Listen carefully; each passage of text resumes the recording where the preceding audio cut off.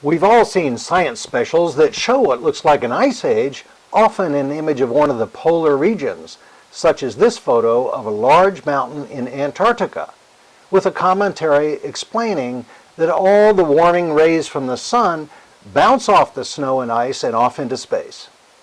We can plainly see, as with this experimental apparatus, that most visible light does indeed reflect off the surface of the snow. This is described as the albedo of snow, which is approximately 75%. Sir William Herschel discovered in 1800 AD that the infrared heating rays from the sun are distinct from the non-heating visible light rays. Today's LED lamps, such as the 18-watt flood lamp on the left, are about 30% efficient, giving cool visible light of 6 watts. About 6 watts are emitted as heating infrared rays, and about 6 watts are lost from the lamp as convected heat loss. Illumination at 14 inches from the lamp measures 28,000 lux. The lamp on the right is a traditional incandescent flood lamp of 150 watts. About 6 watts, measured 25,000 lux at 14 inches, is emitted as visible light.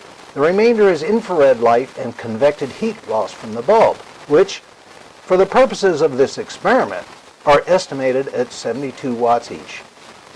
Laboratory measurements at the University of Southern California, Santa Barbara campus show that both snow and ice absorb infrared heat energy with an almost perfect 95% efficiency.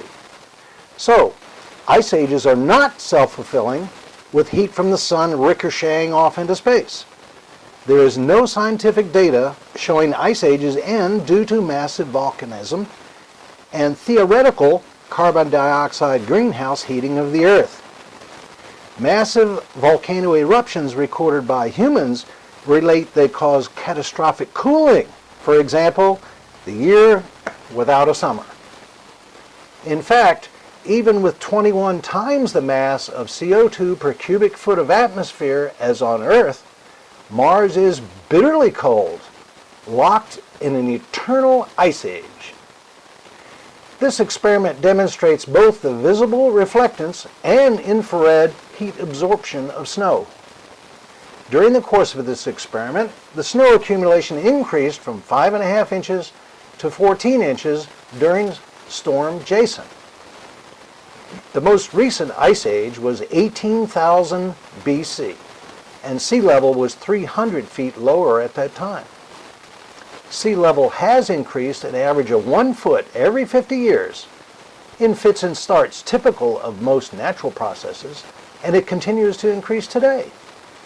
The highest sea levels over time have been scientifically determined to be as high as 300 feet higher than the level today. This was long before human civilization, so human activities were not proven for that climate change either.